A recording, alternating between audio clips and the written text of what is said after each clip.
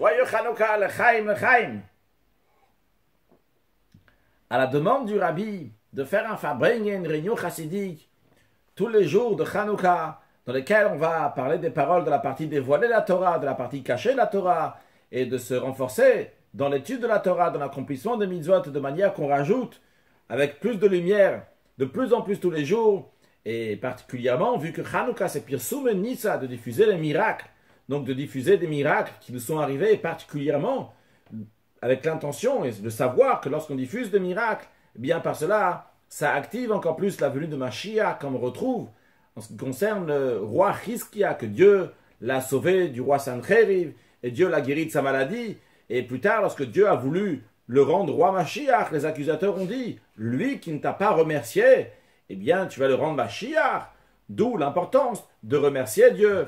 Shira, un cantique, mais aussi en racontant, en diffusant les miracles qui nous arrivent. Aujourd'hui, j'aimerais partager avec vous une histoire en ce qui concerne mes études à la yeshiva. Grâce à Dieu, j'ai grandi dans un système dans lequel l'étude de la Torah est très importante. Donc l'éducation que j'ai eue, que ce soit à l'école, au cheder, c'est l'étude de la Torah. Pourquoi je souligne ça? Car à savoir que l'étude de la Torah, ça fait partie des mitzvot, des commandements qui sont le plus importants. À tel point que Maïmonide dit que tous les juifs, sans exception, doivent étudier la Torah. Quand je dis tous les juifs, tous les hommes doivent étudier la Torah, qu'ils soient tel métier ou un autre métier, qu'ils soient en bonne santé ou que Dieu en préserve, ce n'est pas le cas.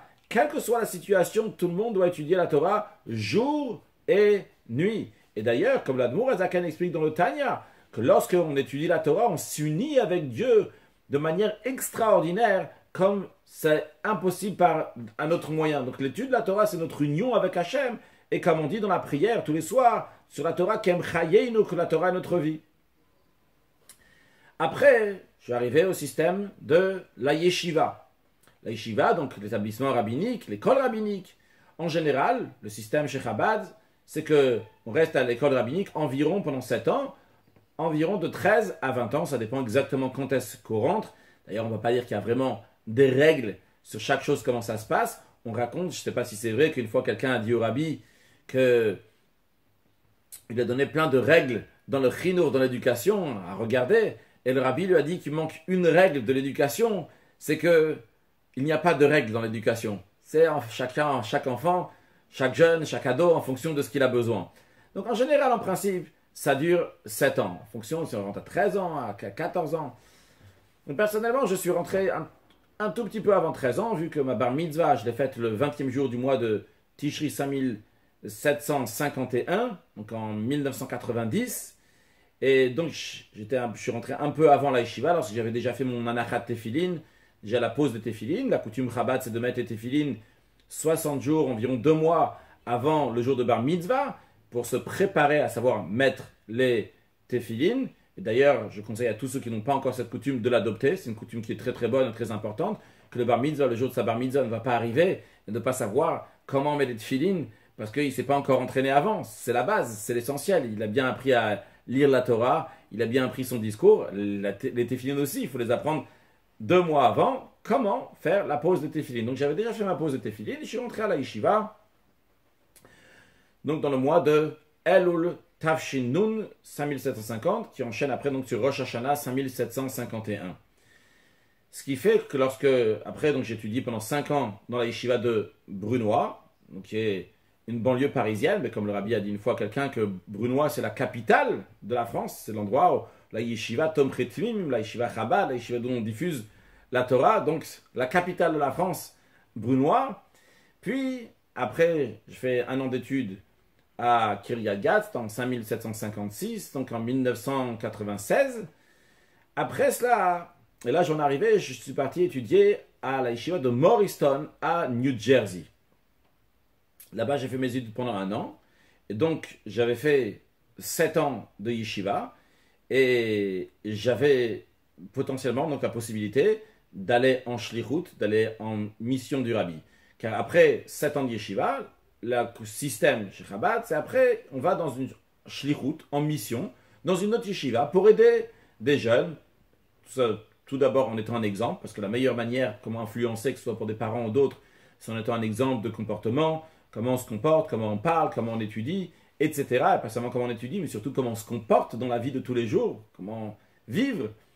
Et donc ça c'est la shlichut en général, tous les jeunes hommes font ça. Et après donc on apprend la smicha, donc l'étude pour avoir un diplôme rabbinique, donc apprendre la loi, le code de la loi juive, pour avoir un diplôme rabbinique. En principe après vient le mariage. Donc j'avais la possibilité maintenant d'aller en shlichut, en mission du rabbi, dans différents endroits. Mais je me suis posé la question, vu mon âge, est-ce que ça vaut le coup maintenant d'aller tout de suite en shlichut, en mission, ou bien attendre encore un an, et seulement après un an, j'irai en shlichut. Donc maintenant, j'allais avoir 20 ans, donc puisque j'ai fait 13, 14, 15, 16, 17, 18, 19 ans. Donc à la fin de l'année, donc la nouvelle année, l'année d'après, j'allais avoir 20 ans. Est-ce que je vais à 20 ans en shlichut, ou bien j'attends encore un an à la yeshiva, et après seulement je vais en shlichut, en mission du rabbi? Vu que j'avais un doute, j'ai demandé la question au rabbi. Je ne me rappelle pas maintenant tous les détails, comment j'ai demandé, etc. Mais ce que je me rappelle bien, c'est que après j'avais ouvert un Igrot Kodesh. Un Igrot Kodesh, c'est quoi? C'est des lettres que le rabbi a écrites à des gens. Le rabbi recevait des dizaines, des centaines de lettres tous les jours, et le rabbi a répondu à des dizaines de milliers de personnes. Les lettres qui ne sont pas personnelles ont été écrites, éditées plus tard, dans Igrot Kodesh. Igrot Kodesh veut dire les lettres saintes. C'est les lettres du rabbi. Ici, vous avez d'ailleurs une série, donc une partie des Igrot Kodesh du rabbi, des lettres du rabbi. Et depuis le 3e jour du mois de Tammuz 1994, que le rabbi donc ne veut pas nous répondre physiquement, même pas avec la tête pour nous dire un oui ou un non, beaucoup de chassidim ont la coutume, après avoir écrit au rabbi, de mettre la lettre dans un des Igrot Kodesh des livres du rabbi et de voir ce qui est écrit à l'intérieur. Est-ce que c'est basé sur quelque chose ou pas?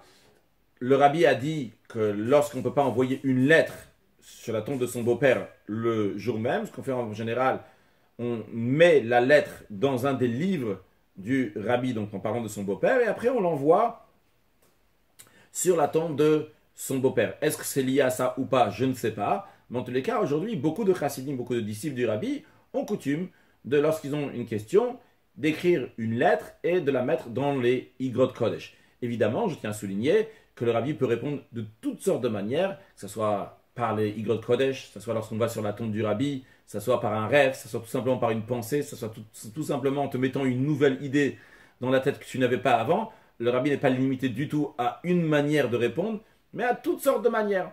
Donc en tous les cas, en l'occurrence, dans ce cas-là, j'avais ouvert les Igrot Kodesh, et dans cette lettre, le rabbi, il écrivait, je ne me rappelle pas maintenant si c'était un homme ou une femme, qui demandait, donc est-ce qu'elle reste encore pour faire une année d'études et après seulement faire son métier, ou bien qu'elle arrête maintenant ses études et qu'elle passe directement à son métier. Et la réponse du rabbi était qu'il vaut mieux faire plus d'études, qu'après le métier va mieux se passer. J'en ai déduit pour moi-même, ce que j'ai compris, c'est que le rabbi me dit maintenant qu'il faut faire encore un an de yeshiva. Donc je suis parti chez le Rosh Yeshiva, le Rav Lishansky, et je lui ai dit que je vais rester encore un an à la yeshiva. Il n'était pas d'accord, vu que c'était la dernière année, la dernière classe. Il m'a dit, j'ai un principe, personne ne fait la deuxième classe. Je lui ai dit que dans ces cas-là, j'irai dans une autre yeshiva. Il a essayé d'insister pour que je vais en shlichut en départ de sa yeshiva. Je lui ai dit que si le rabbi m'a répondu d'une telle manière, donc c'est que j'irai dans une autre yeshiva. En tous les cas, je ferai encore un an de yeshiva. En effet, l'année d'après, donc en 5758, je suis parti à la yeshiva de Oale Torah, une yeshiva qui est à côté donc de la synagogue du rabbi de 770 Eastern Parkway. Là-bas, j'ai étudié encore un an. Et la vérité, ça m'a beaucoup changé l'esprit. C'était une autre mentalité. J'avais fait uniquement la yeshiva de Brunois et Morriston. Ça m'a ouvert l'esprit d'une manière différente, que ce soit dans le comportement chassidique, dans la manière d'étudier, dans la manière de voir les choses. Et ça a eu une influence après aussi sur où je suis parti en shlichut l'année d'après, à la yeshiva de Kiryat Gat, où j'étais d'ailleurs déjà en Tafshin Nunvav en 5756-1996, j'étais là-bas à Kiryat Gat. J'ai fait encore, donc ils m'ont pris en shlichut là-bas dans cette yeshiva-là. Et après, donc ça a continué, je suis revenu chez le rabbi. Là-bas, j'ai fait une étude pendant un an et demi à 770 Eastern Parkway, dans la yeshiva du rabbi, où j'ai passé mon diplôme rabbinique aussi. Et après, donc grâce à Dieu, je me suis marié, j'étais un an et demi au kollel. Après, je suis arrivé en shlichut, en mission du rabbi à Nice. Mais surtout, ce que je voulais raconter dans cette histoire, comment le Rabbi m'a dit de faire encore un an de plus à la yeshiva et que ça va avoir après une influence sur le reste de la vie. Évidemment, c'est extraordinaire que le Rabbi m'a guidé. Je peux que remercier le Rabbi. Évidemment que c'était une bonne idée. Et pas seulement sur tout de suite, mais aussi sur la suite, sur ce qui s'est passé, comment les choses sont passées après. Je ne peux pas savoir comment ça serait passé autrement. En tous les cas, je pense que ça a une influence, une bonne influence évidemment, sur le reste des choses qui sont passées après. Alors quel enseignement on peut en tirer de cela? Alors d'abord, un enseignement à ne pas en tirer, c'est que peut-être quelqu'un il va penser, il va dire, ah, le Rabbi il faut faire plus d'études après pour avoir un métier. Donc, le métier va être mieux, ce qui est tout à fait logique. Eh bien, dans ces cas-là, peut-être, je ne vais pas me marier tout de suite, j'attends d'avoir d'abord mon diplôme pour se marier. Alors déjà, ça, il faut savoir que c'est faux, ce n'est pas le message du Rabbi. Le message du Rabbi, ici en tous les cas dans cette tête-là, en l'occurrence, je ne veux pas dire que c'est pour tout le monde le même principe, bien que c'est quelque chose qui est logique, de faire plus d'études, avoir un meilleur métier après, mais c'est avoir cas par cas évidemment. Mais une chose donc, est sûre, que le Rabbi veut toujours qu'on se marie le jeune le plus possible, c'est-à-dire quand ça arrive l'âge évidemment de se marier, ne pas traîner, ne pas attendre, surtout si on connaît quelqu'un déjà, il faut se marier le plus vite et pas dire « Ah, il me manque ci, il me manque ça, etc. » Lorsque je vais avoir des milliers d'euros, après je vais refaire un très grand mariage, je vais me marier. Non, ça c'est sûr et certain qu'il faut se marier. Continue tes études, même une fois marié. On peut très bien vivre, surtout aujourd'hui, grâce à Dieu, même en étant marié, et continuer une bonne vie. Mais un enseignement concret qu'on peut, oui, en tirer, c'est que le Rabbi nous dit d'étudier plus, le métier sera mieux après. Sur le plan spirituel, c'est qu'il faut étudier plus de Torah et après ce qu'on fait dans la vie, c'est mieux. Dans des mots plus simples que ça, tous les jours, dans la vie de tous les jours, il y a cette notion-là. On veut partir travailler, on est très en retard et c'est maintenant déjà le moment, etc. Et comme j'ai déjà dormi, je me suis réveillé tard, alors encore plus, maintenant il faut que je me presse encore plus. Alors j'ai pas le temps pour la prière, j'ai pas le temps pour l'étude, etc. Mais en vérité, lorsque tu commences ta journée et tu étudies la Torah, même quelques minutes, mais à quelque chose, et tu te rattaches avec tes sources, eh bien à ce moment-là, lorsque tu vas aller dans le monde, eh bien à ce moment-là, l'influence que tu vas avoir sur le monde et comment tu vas réussir dans le monde va être beaucoup plus grande. Et d'ailleurs, pour conclure, on retrouve ça aussi avec Mashiach. Mashiach, le Rambam dit quels sont les critères du Mashiach. Il nous dit Hoge Batorah ve'osek bamitzot, etc. après d'autres choses. Le Rambam dit d'abord que le Mashiach, la première des qualités, c'est quoi? En plus du fait qu'il est la lignée du roi David, c'est qu'il étudie la Torah.